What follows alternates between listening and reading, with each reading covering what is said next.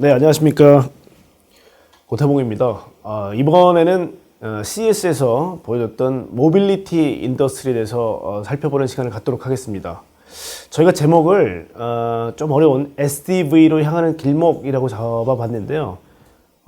소프트웨어가 정의하는 자동차 이렇게 보시면 될 것 같아요. 소프트웨어 Defined Vehicle 이라고 해서요. 여러분 스마트폰이 저희가 우리 깡통으로 딱 샀을 때 여기다 뭔가 소프트웨어 업데이트를 쫙 하고 나야 뭐 앱도 깔리고 하지 않습니까? 자동차는 지금까지 다 MCU, 마이크로 컨트롤 유닛이라고 해서요. 모든 것들이 딱딱 정해져 있었습니다. 여러분이 출시하는 시기에 자동차는 딱 그렇게 정의가 돼 있어서 고정되어 있죠. 하지만 지금 테슬라를 필두로 자동차가 도메인 컨트롤 유닛이라는 걸 만들고요. 그래서 소프트웨어 디파인 비클로 가게 됩니다. 그래서 현대 자동차도 2025년까지 모든 신차는 다 SDV를 결국 기본으로 하는 차를 만들겠다라고 발표까지 했었죠. 그래서 모든 자동차는 SDV를 향한다라는 것들을 저희가 제목으로 좀 설정을 했고요. 이번 CES에서 보는 것들이 참 많았어요. 그죠? 첫 번째는 뭐냐면요. 에너지 대란 때문에 야 과연 전동화 계속 될 거 맞아? 전기차가 주춤한다는데 뭐 생각하시겠지만 그거 아닙니다. 다른코자 ESG나 넷제로는 간다 라는 부분이고요. 자, 두 번째는 뭐냐면 이번에 뭐 ZF라든지 아니면 보쉬 그 다음에 발레오 같은 회사들의 키노트를 직접 들었는데요. 하드웨어 위주의 전통적 자동차 회사들이 소프트웨어가 제일 중요하다는 얘기를 계속 하는 거예요. 그러니까 정말 SDV 시대는 필연적이다 라는 걸 느꼈고요. 결국은 되게 중요한 얘기인 것 같아요. 멋있는 얘기인데 SDV를 장착한 자동차는 더 이상 감가상각이 진행되면서 예를 들면 제가 1,000만 원에서 산 차가 매년 200만 원씩 감가상각이 된다면 이건 부채질 자산이 아니겠죠. 근데 매번 업데이트가 되면서 새로운 자동차를 거듭나는 SUV 차는 라이블리티, 즉 부채가 아니라 에셋, 자산이다라는 겁니다. 굉장히 멋있는 말인 것 같아요. 실제 그래서 이번에 중고차 가격이 계속 폭등할 때 특히 SUV가 되는 테슬라 같은 경우 감가상각이 안 됐다라는 걸 여러분 경험해 보셨을 겁니다. 그래서 이거는 굉장히 앞으로도 자동차를 소유하실 오너 입장에서는 굉장히 중요한 가치라고 생각되고요. 밸류체인과 에코시스템이 계속 확장된다.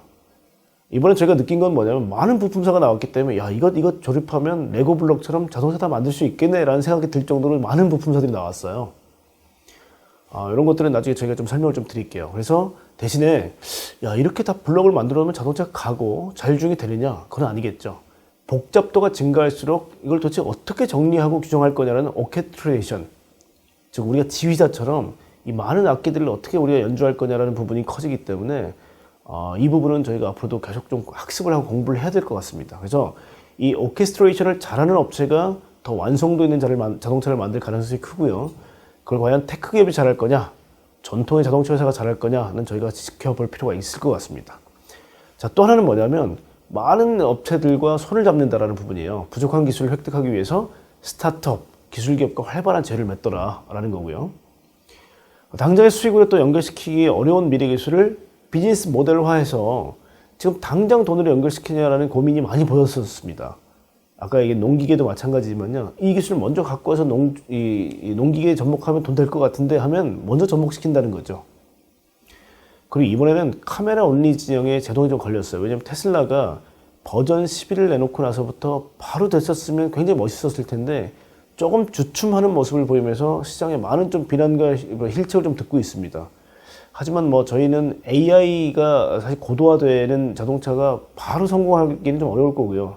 데이터가 모이고 성공하는 시기까지는 좀 시간이 필요하다. 근데 이번에 그 틈을 타서 센서 퓨전 진영이라든지 아니면 하이 데피니션 맵, 즉 HD 맵을 만드는 조금 좀 이제 좀 기술적으로 좀 떨어졌다고 생각했던 기업들이 굉장히 이번에 기뻐하는 모습을 보여봤습니다. 그래서 센서 퓨전 업체들이 이번에 굉장히 공격적으로 나왔다. 특히 4D 이미징 레이더라든지 솔리드 스테이트 라이다 진영이 굉장히 이제 기뻐하는 모습들을 볼 수 있었고요. 기회 요인도 찾을 수 있을 것 같습니다. OS 전쟁이었습니다. 뭐 엔비디아, 퀄컴, 모비라이 할 것 없이 특히 칩 디자인이 가능한 업체들이 OEM하고 짝짓기 전쟁이다라고 얘기할 수 있을 것 같고요. 또 우리가 이제 챗 GPT, 즉 어떻게 보면 GPT가 고도화된 AI가 하이퍼스케일 AI가 나오면서 우리가 다시 한번 AI에 대한 기대를 많이 갖고 있죠. 반면에 야, AI를 활용한 자동차는 왜 이렇게 버벅대는 거야? 이중적 잣대라는 거예요. 근데 아마 좀 타임이 이게 시간적으로 조금 제가 격차가 있습니다. 왜냐하면 사이버 세계에서 하는 채팅하고 물리 세계의 자율주행의 AI는 좀 다릅니다. 더 어렵습니다. 물리 세계가. 그래서 이런 것들은 저희가 조금 시차를 좀 맞출 필요가 있다는 생각이 좀 들고요. 스킵하고자 했던 레벨 3, 즉 레벨 3는 야, 이 귀책 사유, 이 사고가 사람 때문에 난 거야? 아니면 자동차에서 잘못 만든 거야? 때문에 이 레벨 3는 보험회사에서도 야, 이거 골치 아프다. 레벨 4로 바로 넘어가자. 기술이 가능하다면 이라는 게 지금까지 흐름이었고 테슬라가 주도했죠. 테슬라가 약간 주춤하니까 야, 레벨 3는 필연적으로 거쳐가야 할 경유지다 라는 흐름이 굉장히 좀 강했습니다. 그래서 만약에 이 얘기가 맞다면 레벨 3 단계에서 많은 센서들과 아마 또 기술 기업들이 또 주가가 오르는 모습도 한번 보일 거고요. 만약에 테슬라가 치고 나가버리게 되면 이들한테 기회는 또 없어지겠죠. 그래서 그런 부분들은 우리가 투자하는 입장이기 때문에 만약에 테슬라가 주춤한다면 테슬라의 반대 진영에 있던 업체들이 얼마나 또 올라오는지도 봐야 할 필요가 있습니다. 또 하나는 ETL 프로세스, 즉 데이터를 모으고 변환하고 로딩하는 프로세스는 결국은 옳다. 경우 이 부분이 좀 더디 갈지언정 맞다는 것은 농기계 업체와 건설력 중장비 업체가 많이 보여줬다는 겁니다. 그래서 이 부분에 대해서는 저희가 절대 폄하해서는 안 된다는 또 교훈을 얻었고요. 시장과 부품 공급으로서의 중국 역할에 대한 이중적 잣대, 이건 굉장히 중요한 얘기인데요. 유럽 업체들의 키노트를 가니까 이 얘기가 많이 나오더라고요. 우리가 팔기는 중국에 팔아야 되는데 부품 역시도 중국부터 조달받는다. 근데 중국하고의 관계가 소원해지니까 원가가 자꾸 오르더라. 그래서 특히 중국에 있는 많은 기자들이라든지 이 애널리스트들이 질문이 많았어요. 그럼 미국은 그렇다 치자. 유럽 기업들 너희들 어떻게 할 거니 우리 중국을? 했을 때 진짜 고민이 많이 깊어진다라는 생각을 좀 했고요. 그래서 또 하나는 뭐냐면 그런 얘기를 하더라고요. 중국 니네 자동차 굉장히 니네 빨리 변했어. 유럽보다 니네가 더 빨리 대응했기 때문에 자율주행 더 앞서 있는 것 같아. 그럼에도 불구하고 우리 유럽, 니네 중국한테 시장을 확 열어주기는 어려울 것 같아. 라는 얘기도 하더라고요. 그리고 유럽 기업들은 많이 늦었지만 이제 막 개화한 경트럭, 즉 라이트럭이죠. 미국은 뭐 아시겠지만 70% 이상이 경트럭입니다. 경트럭 시장과 SUV 시장이 막 열렸기 때문에 야, 승용에서는 우리가 중국보다 좀 늦었지만 라이트럭과 SUV는 빠르게 추격하겠다라는 의지도 보였습니다. 그 여러분들이 많이 궁금해하시는 수소와 전기차에 대한 어떤 그 균형감은 어떠냐? 유럽 업체는 지금 이번에 에너지 대란 이후에 수소에 대해서 좀 더 관심이 깊어지는 것 같습니다. 전기차와 수소 연료차는 동행한다, 같이 간다라는 얘기를 많은 업체들이 하고 있습니다. 그걸 준비하고 있고요. 또 하나는 이제 보쉬 같은 업체는 자동차 기술이 역으로 IT 쪽으로 진출하는 맴스라든지 굉장히 이런 쪽에서 얘기를 좀 많이 했기 때문에 이런 것 좀 볼 필요가 있다. 이런 것들을 저희가 좀 찬찬히 한번 훑어보도록 하겠습니다. 자, 이번 CES에서 자동차 쪽에 많은 뉴스들이 있었어요. 이런 건 저희가 한번 보시면서 확인을 하시면 될 것 같고요. 저희가 계속 얘기지만 이 IoT나 모바일 쪽은 사이버 영역이겠죠. 굉장히 빨리 좀 진화가 되어 왔고요. 빅데이터를 모으고 클라우드까지 가는 사이버 영역에서 아주 잘 되고 있습니다. 2016년도에 다보스 포럼에서 4차 산업혁명을 얘기할 때 결국 이 부분에 대한 얘기를 많이 나왔는데 CPS, 즉 사이버 피지컬 시스템이 4차 산업혁명의 핵심이야 라고 얘기했는데 사이버 영역은 여러분 잘 됐다는 걸 여러분 다 목도하셨죠. 그래서 우리가 마이크로소프트, 애플, 그 다음에 뭐 구글, 아마존, 우리 이 4대 철왕들이 얼마나 잘하는지 여러분 다 보셨어요. 자, 근데 문제는 피지컬입니다. 이 물리세계라는 녀석은 중력도 작용하기 때문에 계산을 해도 자꾸 틀려요. 바람도 불어요. 습기도 차요. 그 다음에 뭐 관성, 마찰력, 그 다음에 구심력, 원심력 이런 것들이 작동하면서 자꾸 계산이 틀려요. 그리고 또 빛도 카메라가 딱 봐서 다 잘 보이면 완벽하게 되겠는데 굴절되고 왜곡되고 또 역광이 비치면서 자꾸 앞이 안 보이기도 하고 어두웠다가 밝은 데 가게 되면 센서가 오작동하기도 하고 이 물리세계는 너무 어렵더라는 거죠. 그래서 우리가 핀이라고 피지컬 인폼드 뉴럴 넷이라는 것들이 새로 생깁니다. 물리세계를 이해하는 AI가 필요하다는 거예요. 그러니까 이 부분에서 여러분이 답답하시겠지만 도대체 왜 자율주행 안 돼? 왜 된다더니 이렇게 시간이 걸려? 하는 부분이 다 물리세계의 이런 어떤 오류 때문에 그렇습니다. 그래서 이걸 잡는 노력들이 굉장히 활발하게 이루어지고 있다는 거고요. 이게 구현된다면 제 옆에 보였던 바로 스마트 띵스, 우리가 그동안 뭐 자동차, 내연기관 자동차를 결국은 무인 자동차로 만들거나 농기계도 무인 농기계로 만드는 스마트팜이 이루어진다는 거죠. 그래서 이 과정은 필연적으로 우리가 한번 공부를 해야 되는 거고요. 거기에 필요한 요소 기술들을 다 학습을 좀 해야 되겠죠. 자, 거기서 핵심은 AI입니다. AI는 아무래도 2027년도에 트랜스포머라는 알고리즘이 나오고 나서부터 세상이 바뀌기 시작해요. 그 전에 우리가 퍼셉트론이라는 게 1950년대에 나왔는데요. 야, 이 완벽한 모델을, 수학적 모델을 어떻게 구현할까라는 고민을 해왔던 게 지난 50년 동안의 역사였어요. 그래서 뭐 CNN, RNN, LSTM 같은 많은 모델들이 등장했고요. 우리가 2016년도에 알파고를 보면서 야, 이렇게까지 성장했어? 라고 놀랐던 부분이 사실 약간 과거였다면 그 1년 뒤인 2017년도에 굉장히 획기적 모델인 트랜스포머라는 알고리즘이 논문으로 발표가 되고요. 어텐션이라는 핵심적인 기능이 들어가는 이제 부분이 나오고요. 이걸 구현했던 게 바로 버트라든지 아니면 오픈 AI의 GPT라는 모델입니다. 이게 성공하면서부터 2020년부터 급물살을 타기 시작합니다. 하이퍼 스케일 AI고요. 그러니까 초거대 AI라고 우리가 부르죠. 근데 이걸 돌리려고 보니까 컴퓨터가 너무 느려요. 아니면 이 연산을 하는데 거의 도시 하나를 돌릴 정도의 어마어마한 전기가 필요하더라는 거죠. 그렇게 구현하는 게 여러분이 지금 쓰고 계시는 챗 GPT입니다. 이 3년도에는요, GPT-4 매개 변수가 기존의 GPT-3가 1750억 개였다면 이제 1조 개가 넘는 정말 어마무시한 아마 GPT가 돌아가는 걸 여러분은 아마 보시게 될 겁니다. 그게 우리가 지금까지 AI에 대해서 기대했던 것들을 많이 해결해 줄 거라고 보고 있고요. 그래서 컴퓨팅 파워가 1초에 1800경번을 연산하는 EOS 같은 녀석들이 등장하게 되는 거죠. 드리고 싶은 말씀은 결국은 AI가 여러분 생각하시는 것보다 훨씬 높은 단계까지 성장하고 있더라는 거고요. 그 아주 옛날 버전인 챗 GPT를 여러분은 보시고 우와 하고 계시는 거예요. 예를 들면 지금 한국의 대통령은 누구셔? 라고 질문을 했을 때 문재인 대통령이에요 라고 나오는 거는 2021년까지밖에 학습이 안 됐기 때문에 그렇습니다. 2020년에 윤석열 대통령이 된 거를 모르고 있는 거죠, 챗 GPT는. 그렇기 때문에 여러분이 원하는 답에서 계속 이상한 답들이 나오는 거는 학습을 실시간으로 할 수 없는 지금 환경 때문에 그렇습니다. 그래서 많은 것들이 바뀔 거고요. 오픈 AI가 결국 테슬라의 일론 머스크가 만든 회사였죠. 그래서 테슬라에 거기 유능한 인재들이 상당히 많이 와 있고요. 엔비디아가 그 하드웨어를 구축하면서 노하우를 많이 받았기 때문에 적어도 물리 세계에 대한 AI, 하이퍼스케일 AI에 대한 가장 권위는 이 두 개 회사가 있다라는 말씀을 좀 드리고 시작하겠습니다. 자, 그래서 참 얄밉게도 CES가 오픈하기 전에 전날에 라이브 방송으로 엔비디아가 이번 CES에서 우리 협력업체들 참 많이 나온다? 우리 거 쓰고 있기 때문에 그런 상을 많이 받은 거야? 뭐 이런 얘기들을 하게 됩니다. 그래서 엔비디아가 참여는 하지 않았지만 실질적으로 아까 말씀드렸던 존 디어 같은 회사들의 알고리즘이 엔비디아의 도움을 얻었다. 뭐 이런 것도 발표를 하게 되는 거죠. 그래서 로보틱스와 머신, 우리 기계 학습에서는 상당 부분, 많은 부분이 엔비디아의 GPU를 사용하고 있기 때문에 엔비디아가 이런 영역들을 좀 얘기를 하게 되는 거고요. 아까 말씀드렸던 오픈 AI의 챗 GPT 여러분이 하이퍼스케일 AI의 대중화를 연 것들은 여러분이 이미 목도를 하고 계십니다. 자, 이제 GPT-4는 매개 변수가 드디어 조 단위로 크게 퀀텀 점프를 하게 되고요. 아마 이게 또 나오게 되면 여러분은 또 한 번의 큰 변화를 보게 되실 거예요. 그래서 이 부분은 저희가 특히 주목해야 될 건 뭐냐면 컴퓨팅 파워가 엄청나게 개선돼야 되기 때문에요.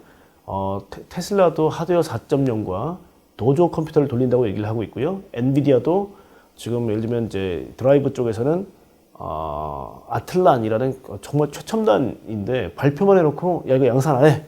왜냐면 너무 빨리 변하기 때문에 토르라는 시스템으로 우리는 바로 넘어간다 얘기할 정도로 컴퓨팅 파워가 굉장히 중요해졌고요. 또 하나는 GPT-4가 되면 멀티모달 AI가 됩니다. 우리가 언어 모델이라는 거는 주로 우리 랭귀지 모델인데요. 이 랭귀지 모델을 이미지라든지 아니면 자율주행 같은 데 구현할 수 있는 변화가 이제 생기는 거죠.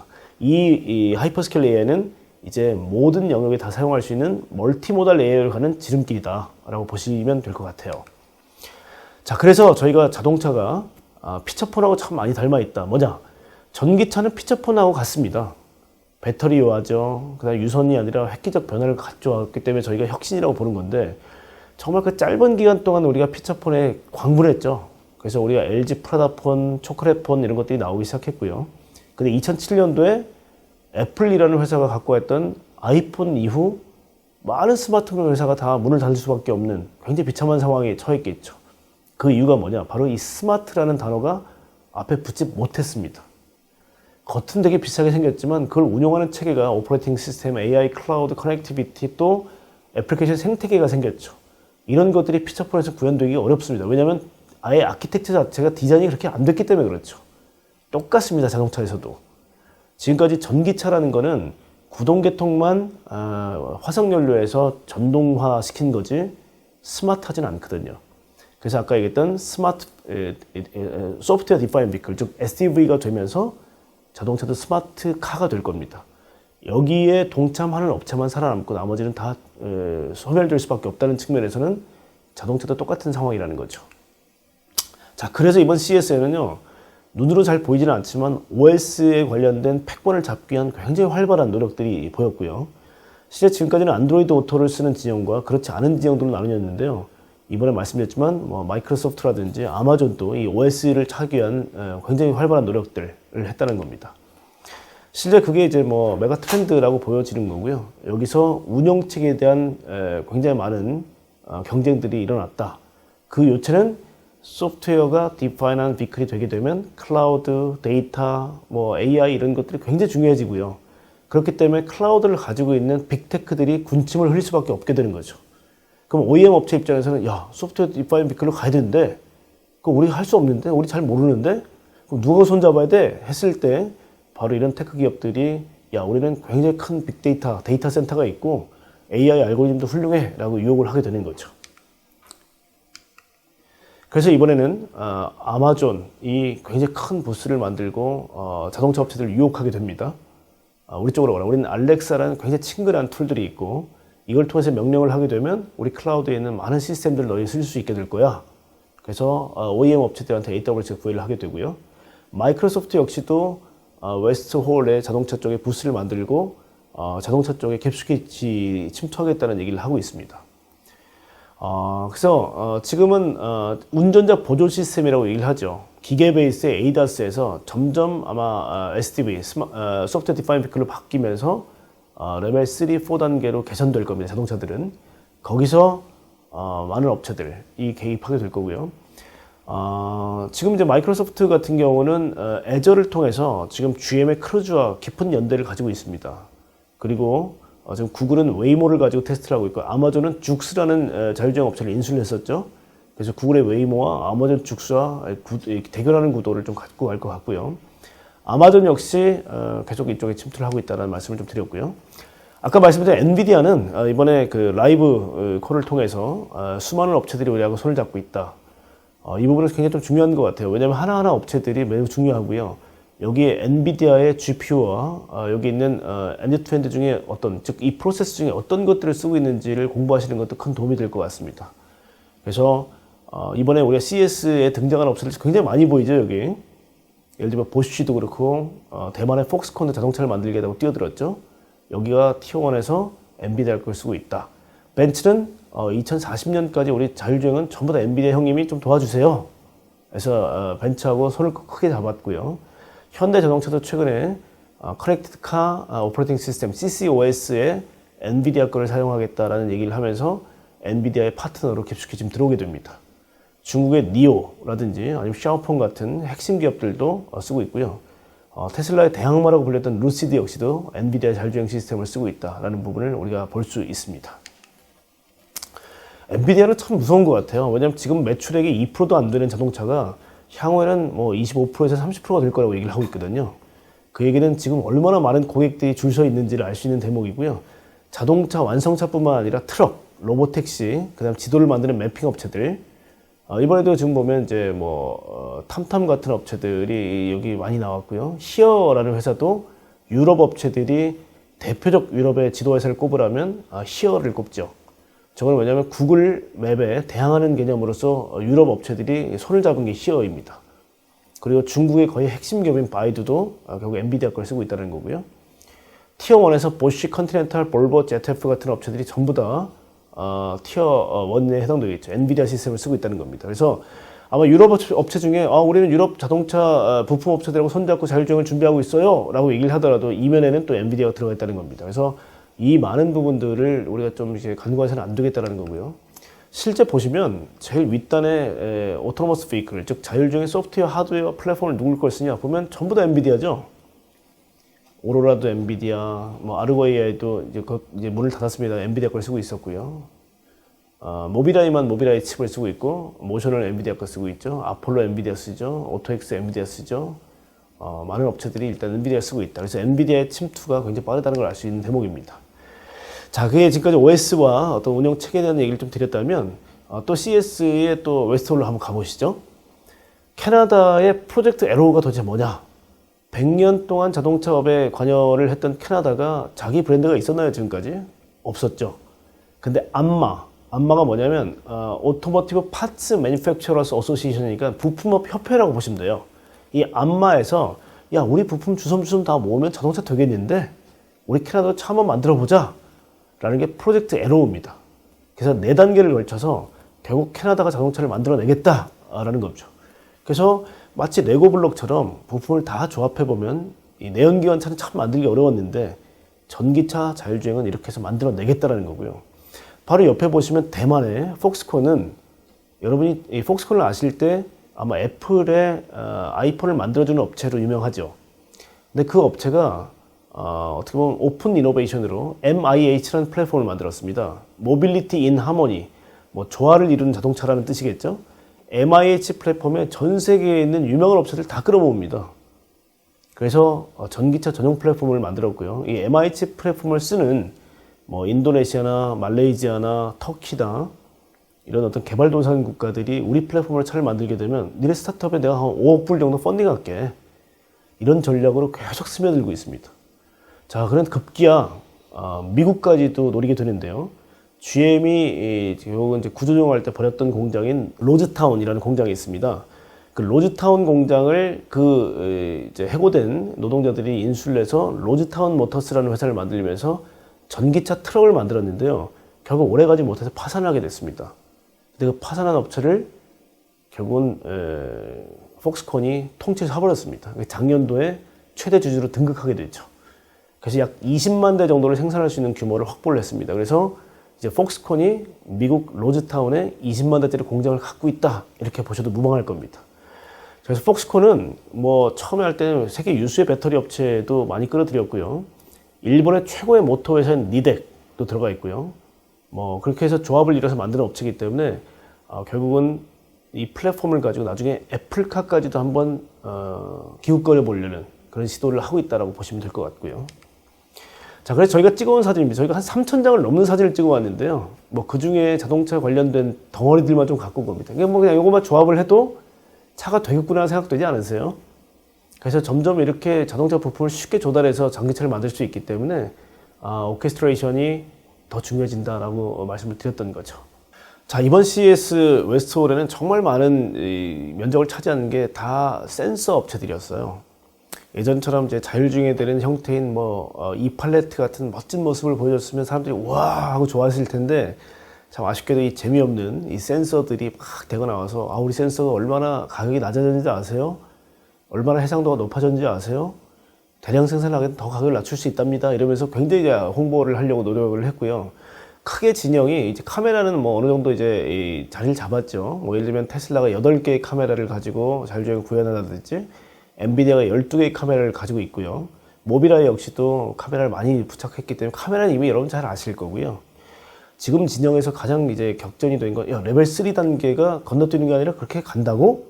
그럼 우리 센서가 정말 중요하겠는데? 그래서 굉장히 아까 말씀드렸지만 웃는 모습을 보였다는 거죠. 기회가 왔다는 거죠. 그래서 라이다 진영들, 뭐 이노비즈라든지 이노뷰션이라든지 아니면 뭐 루미나라든지 이 발레오 같은 업체들은 이미 이제 대량 생산을 할 수 있는 업체가 되겠죠. 그래서 이 업체들이 일단은 굉장히 좀 이제 행복해하는 모습을 보였고요. 그 다음에 레이더 진영은 이제 이런 거죠. 야, 지금까지 레이더라는 게 XY 축으로 그냥 땅바닥에 점 정도 찍는 수준이었다면, 이제는 4D 이미징 레이더라는 건 뭐냐면, 이제 3D 같은 경우는 높이 XY Z까지 구현되는 게 이제 3D고요. 4D는 거기서 시간의 개념을 부여합니다.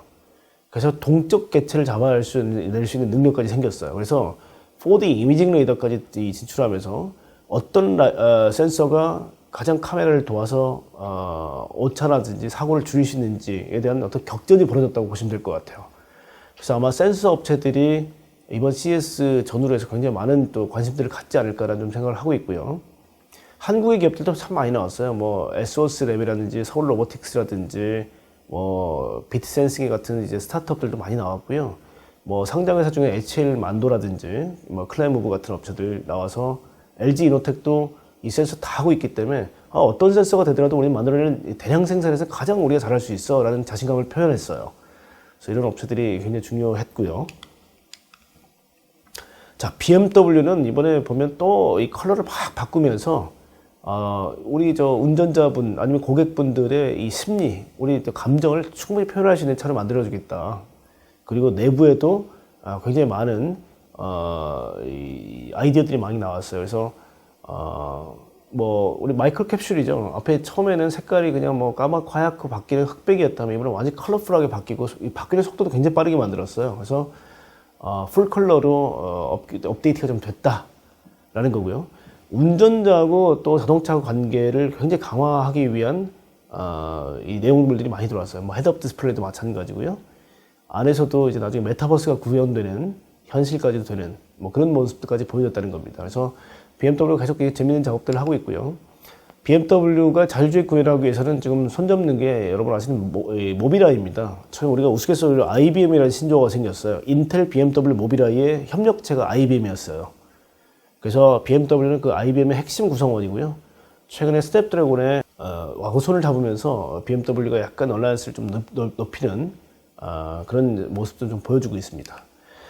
벤츠는 아까도 말씀드렸지만 엔비디아하고 2040년까지는 자율주행에서 협업 구도를 굉장히 강화시키고 가는데요.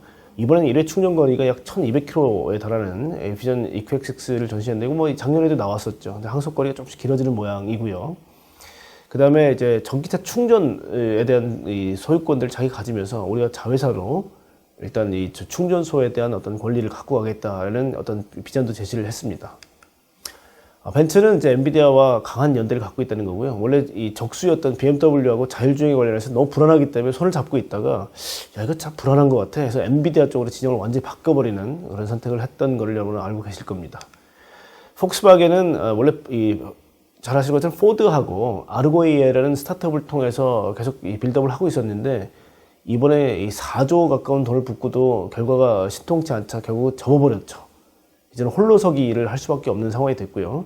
이번에 카리아드라는 회사, 즉 소프트웨어를 만드는 자회사인데 그쪽 부스를 굉장히 크게 만들었습니다. 그래서 폭스바겐이 야 지금까지는 우리 소프트웨어 쪽에서는 우리가 좀 많이 식견이 부족했어. 그래서 아이디라는 차를 내면서 소프트웨어에 자꾸 에러가 발생했었죠. 그래서 전기차나 자율주행에서는 폭스바겐이 굉장히 좀 어려움이 있는 회사다라는 인식들이 있었는데 카리아드를 통해서 결국 극복하겠다는 모습을 좀 보여주는 그런 상황이었고요. 그래서 우리가 소프트웨어 디파인 비클은 역시 마찬가지로 폭스바겐의 중요한 모습이었고요. 캐리어드 쪽을 구독 서비스를 하겠다, 뭐 보쉬하고 협업을 하겠다 이런 얘기들을 하고 있는 거죠. 자, 스텔란티스는 여러분 아시겠지만 피아트 크라이슬러나 포조 시트로엥 이 두 개 회사는 또 각각 지역에서 전부 다 좀 힘들어지는 회사를 모은 회사들인데요. 그 두 개가 또 합친 회사가 스텔란티스입니다. 한 번 잘 되면 결국 이 규모의 경제를 실현할 수 있겠지만 만약에 한 번 잘 못 되게 되면 굉장히 몸집이 무겁기 때문에 이 변화의 속도가 느릴 수밖에 없는 회사입니다. 그래서 저희가 뭐 이 얘기를 많이 하기로는 어려워지게 되면 이 스텔란티스가 참 어려워지지 않겠냐는 얘기를 했는데요. 이번 CES에서만큼은 거의 주무대에 섰습니다. 굉장히 넓은 면적에 밑에 있는 이 식구들이 다 나와서 우리도 전동화로 갈 거야. 특히 이 다찌 램 같은 경우는 굉장히 인기를 끌었어요. 램 트럭은. 왜냐면 미국이 워낙 좋아하는 크기의 사이즈의 픽업 트럭이고요. 모양이 굉장히 터프하게 나왔는데 정말 많은 관심을 끌기도 했습니다. 그리고 푸조 같은 경우는 이제 인셉션이라는 컨셉카를 내놨는데 전부 다 메탈릭하게 만들어져서 실제 이런 차가 나올 수는 없을 것 같아요. 왜냐하면 시트도 뭐 다 알루미늄 같은 걸로 돼 있어서 앉기 굉장히 불편하게 만들어놨는데 디자인은 굉장히 혁신적이더라고요. 이런 모습을 좀 내놨다는 거고요. 스텔란티스가 굉장히 좀 많은 관심을 받았고 이번에 뭐 키노트를 통해서 아처라는 UAM, 즉 도시명 항공 모빌리티죠. 이걸 대량 생산을 우리 스텔란티스가 하겠다는 협업 구조를 발표를 합니다. 자, 그리고 베트남 기업인 빈페스트가요 정말 전시장 곳곳에 저희 홍보물을 내놔왔어요. 왜냐하면 베트남 기업이 미국에 진출한다? 굉장히 획기적 사건이죠. 그리고 얼마 안 된 빈페스트가 내연기관을 만들고 나서 전동화 시대가 온다 그러니까 바로 또 전동화 전기차를 내놔요. 그래서 과연 이 업체가 미국에 잘 상륙할 것인가를 봐야 되는데, 하여튼 빈페스트는 이번 CES에서 상당히 많은 홍보에 주력을 하는 모습들이었다라는 거고요. 빈페스트가 20억 불 투자해서 미국 내 2024년까지 공장 완료하겠다고 얘기를 했죠. 그러면 이제 아마 뭐 IRA 이런 혜택도 좀 받기 위한 어떤 포석이 아닌가 싶습니다만, 글로벌 판매 목표가 100만 대, 과연 가능할지 한번 지켜볼 필요가 있을 것 같습니다. 자, 우리 현대모비스가 나왔습니다. 현대자동차나 기아자동차가 이번엔 출시를 안 했고요. 비전을 항상 제시하면서 재밌는 모습들을 많이 보여줬는데, 작년에는 뭐 메타모빌리티라는 개념과 뭐 MOT라는 개념을 내놓으면서 굉장히 획기적인 비전을 제시했는데, 이번엔 모비스만 좀 나왔고요. 저희는 모비스의 프라이빗 부스도 좀 다녀왔어요. 어떤 꽁꽁 숨겨놓은 비밀 무기들이 있는지를 다 좀 보고 왔는데요. 모비스가 굉장히 이제 어떻게 보면 해외 OEM들로부터 또 이렇게 스포트라이트를 받는 부품사가 되고 있습니다. 그래서 퀄컴과 함께 레벨 3 수준의 어떤 이 제품들을 좀 내놨고요. ADS 제품군들을. 그 다음에 이번엔 스위블 디스플레이가 상을 받았어요. 그게 어떤 거냐면 마치 LG처럼 그 안에 있는 디스플레이가 올라왔다 내려왔다 하는 이동할 수 있는 이 스위블 디스플레이를 내놨고 혁신상을 좀 받았습니다. 그 다음에 PBV, Purpose Built Vehicle, 목적 기반형 모델인 Envision을 내놨고요. 이 부분은 밑에 전동형 휠, 인휠 시스템을 내놔서 360도로 빙글빙글 돌기도 하고요. 그 다음에 옆으로 회전하기도 하고 그런 모습들을 보였습니다. 그래서 그것들을 이코노 모듈을 아이오닉에 붙여놨더니 아이오닉이 왼쪽 오른쪽으로 이동하는 뭐 그런 모습들을 보이면서 굉장히 신기해하는 그런 모습이었습니다. HL 만도는 이제 한라 그룹의 만도기 때문에 이제 HL 만도라고 사명 바꾼 거는 여러분 잘 알고 계실 거고요. HL 클레무브라는 회사는 예전에 만도 헬라 일렉트로닉스하고 이제 어떤 이제 회사 합병을 하면서 나왔던 회사인데요. 센서를 옆에서 보시는 것처럼 레벨 2에서 4까지의 자율주행 솔루션들을 다 갖고 있다는 측면에서는 아마 테슬라가 조금 주춤하는 동안에 다른 업체들이 이런 어떤 센서를 통해서 일단 고도화되려는 니즈에 딱 부합되는 제품 포트폴리오를 갖고 있는 회사다라고 보여지고요. 굉장히 많은 이제 이 관람객들이 보고 있는 현장을 좀 보고 왔습니다. 자, ZF는 지금 유럽에서 이미 어떤 일정한 구간을 다닐 수 있는 자율주행 차를 내놨고요. 그게 약간 셔틀 형태입니다. 근데 이번에 내온 이 셔틀 같은 레벨 4 단계로 일반 도로에서 일반 차와 섞여서 다닐 수 있는 걸 내놨고요. 이 부분은 굉장히 이제 스포트를 많이 받았던 업체가 ZF입니다. ZF는 원래 여러분 아시겠지만 변속기 만드는 회사예요. 아이신과 더불어 세계에서 가장 큰 변속기 회사인데 자율주행차가 되거나 전기차가 되면 변속기가 없어지거든요. 그러니까 기업이 없어질 수 있는 위기에 TRW라는 회사를 인수를 해서 자율주행차를 거듭나는 굉장히 혁신의 혁신을 매년 보여주고 있는 회사이기도 합니다. 그래서 ZF는 이번에 계속 얘기했던 게 SDV가 굉장히 중요하다는 얘기를 계속 강조를 했습니다. 자, 포비아라는 회사는 아마 여러분 되게 낯섰을 텐데, 포레시아라는 회사는 아시죠? 포레시아가 헬라를 인수하면서 사명을 이제 포비아로 바꾼 거고요. 이 포비아는 시너지를 위해서 굉장히 많은 신기술들을 대거 쏟아내는 모습 좀 보였습니다. 그래서 헤드램프라든지 이런 것들을 이제 계속 보여주고 있고요. 그 다음에 배터리를 관리하는 거나 서멀 매니먼트, 열 관리라든지 이런 쪽에 이제 내놨고요. 자율주행 관련된 많은 아이디어들도 내놨고요. 이제는 뭐 엔드-투-엔드 아키텍처를 위해서 어떤 일정 지역에서 구현되는 자율주행에 대한 얘기도 했습니다. 그리고 아까 수소 연료에 대해서 자기들 개발하고 있다. 그래서 전기차와 수소차는 나란히 갈 거다라는 얘기도 하게 됩니다. 보쉬는 뭐 굉장히 어떻게 보면 자동차 업체의 대표적 형님이죠. 부품사 중에 가장 세계에서 큰 회사고요. 자이로스코프이라고 해서 여러분 아마 우리가 무슨 이제 모빌리티, 우리가 개인용 모빌리티 타더라도 두 발 달렸는데 넘어지지 않고 중심을 잘 잡는 걸 아시죠? 그게 다 자이로스코프이라는 게 있는데요. 이게 자동차의 스테빌라이션, 그러니까 평행을 유지하기 위해서 보쉬가 처음에 만든 부품입니다. 그래서 이런 것들이 이제는 스마트폰에 여러분이 스마트폰을 기울게 되면 뭐 이제 게임을 할 수 있는 이런 것들도 전부 다 보쉬가 만든 MEMS, 굉장히 초소형 센서라고 볼 수 있는데요. 이것들을 통해서 구현되는데 이번에 MEMS 기술하고 부품 기술을 같이 이제 전시하는 모습들을 보였습니다. 여러분 MEMS는 정말 작아요. 저희가 뭐 돋보기를 보지 않으면 볼 수 없을 정도의 크기인데요. 저게 AR 디바이스라든지 자동차라든지 스마트폰에 많이 들어가는 이 MEMS군들을 전시를 좀 했습니다. 그래서 우리가 차세대 어떤 이제 이 디바이스인 XR 디바이스도 많이 들어가고요. 자동차 쪽에도 많이 좀 들어가고 있고요. 이번에 내놨던 자전거, 이바이크에도 좀 들어가는 모습들을 보이면서 자동차 기술이 IT 쪽에도 확산될 수 있다는 걸 보여준 게 바로 보쉬다라고 얘기할 수 있겠어요. 발레오는 뭐 프랑스의 전통적인 강자죠. 발레오는 전동화, 그 다음에 자율주행 쪽에 있는 많은 디바이스를 공급을 하고요.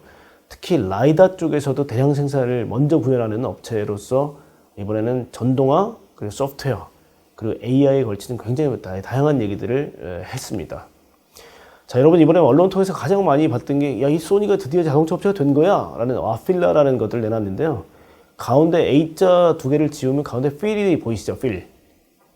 실제 필이 딱 보이고 나중에 A가 딱딱 붙여지면서 아필라라는 이제 이름을 사명을 붙였는데요. 소니와 혼다가 함께 힘을 합쳐서 구동계통은 혼다가, 그 다음에 인포테인먼트와 안에 있는 바디는 소니가 만드는 그런 두 개의 협업 구조로 가는 게가 아필라입니다. 2026년부터 양산을 하겠다고 발표를 했고요. 소니가 가지고 있는 센서에 대한 다양한 기술들, 그 다음에 우리가 영화 쪽에 소니의 영향력은 엄청나죠. 그래서 인포테인먼트의 최강자인 소니가 재미있는 차를 만들겠다 해서 나온 게 아필라고요. 앞쪽에는 뭐 스파이더맨 영화를 본다 그러면 자동차 앞에 있는 전면부에 막 스파이더맨이 그려지기도 하고요. 그 다음에 안쪽에서는 정말 다양한 엔터테인먼트를 즐길 수 있도록 만든 게임기 같은 자동차다라고 정의할 수 있을 것 같아요. 그래서 소니가 드디어 자동차 쪽에 진출을 했다. 처음에는 마그나하고 손잡겠다고 발표를 해서 마그나가 수혜준가 싶었는데 혼다가 야, 일본 기업끼리 같이 하자. 근데 한편 이제 또 고민하시는 분들은 야, 혼다가 전기차를 잘하는 거 맞아? 라는 의구심. 소니가 자율주행을 해보긴 했어? 라는 의구심. 이 두 개가 합쳐졌기 때문에 과연 잘해낼 수 있을까라는 의구심도 있는 게 사실입니다. 그래서 앞으로 소니 자동차가 앞으로 어떻게 되는지 이 아필라를 한번 주목해 보실 필요도 있다는 생각입니다. 아래는 뭐 굉장히 재미있게 해놨고요. 뭐 스피커나 이런 쪽이 워낙 강자 아닙니까, 소니가. 그래서 안쪽에 있는 엔터테인먼트 쪽이나 이런 것들 많이 제공할 거고요. 스냅드래곤하고 즉 이 퀄컴하고 또 손을 잡는 모습도 행사에서 보여줬습니다. 자, 루미나는 어떻게 보면 라이닥의 가장 가격을 낮추는데 혁혁한 공을 세웠고요. 솔리드 스테이트, 즉 우리가 이 평평하게 좀 만드는 것들을 또 차 안에 삽입시킬 수 있는 정도의 크기로 만들어서 대량 생산할 겁니다, 아마. 그래서 이 루미나의 라이다는 4D 이미징 레이더라든지 아니면 이미징 레이더하고 결국 이 대척점에 있는 어떤 센서가 더 힘이 셀지는 저희가 한번 와칭을 해봐야 될 것 같다는 생각이 듭니다. 자, 자율주행 기술은 진행형입니다. 그래서 굉장히 좀 어렵다라고 말씀드려요. 레벨 4, 레벨 5까지 돼서 정말 사람이 아무런 고민 없이 운전을 하는 시대까지는 조금 시간이 남아있을 것 같고요. 그 기술들을 결국은 조금 복잡도가 낮은 농업, 그 다음에 건설업, 그 다음에 채굴업, 광산업 이런 쪽에서 활발하게 사용할 수 있는 거죠. 그래서 이번에 뭐 굉장히 부스에서 저게 지금 사진은 작습니다만 굉장히 컸기 때문에 저 밑에 보시면 노란색 캐터필러의 캣 777이라는 모델은 거의 250톤이에요. 그저 바퀴가 제 키보다 훨씬 큽니다. 거의 2m를 넘어가는 바퀴 사이즈거든요. 저게 전시가 됐는데 최첨단의 향연인 CES에서 저렇게 큰 차에 사람들이 뭐 많이 몰리는 모습도 보였고요. 존디어의 농기계도 엄청나게 큽니다. 거기도 사람이 많이 몰리는 모습을 보였는데 하여튼 농기계, 그다음 건설기계에 자율주행 시스템이 붙으면서 스마트 이제 기기가 된 거고요. 특히 이번에 현대중공업의 HD 현대가 아비커스라는 이제 어떤 이제 이 미래의 기술을 이제 개발하는 자회사가 있는데요. 아비커스가 오토노머스 내비게이션 솔루션을 활용해서 뉴봇이라는 걸 내놨고요. 이 뉴봇이 자율주행 선박입니다. 그래서 이제 선박 쪽도 우리 자율주행의 알고리즘이 전부 다 들어가기 시작하면서 바다에서도 자율주행이 구현되는 시대가 됐다라는 거죠. 그래서 이번에 HD 현대가 나와서 바다는 우리가 정말 잘해요 라는 이제 정기선 회장의 오픈 멘트와 더불어서 이런 것들을 발표를 했습니다. 그래서 HD 현대도 상당히 좀 중요했다라는 거고요. 그래서 앞으로 세계 자율운항 선박의 시장 규모는 매년 16.2% 굉장히 크게 클 것 같고요. 특히 이제는 어민들이나 아니면 바다에서 어떤 엔터테인먼트를 즐길 많은 관광객분들이 이것들을 활용하지 않을까 싶고요. 특히 재밌는 게 뭐냐면 뭐 일조가 어디가 아름답냐, 그래서 그쪽을 볼 수 있는 시스템이라든지 야 고기가 어디 많이 있냐라는 스위치를 누르게 되면 그쪽 어군이 많은 쪽으로 안내해주는 기능도 있고요. 굉장히 재밌더라고요. 그래서 이런 시스템도 있다라는 거고요.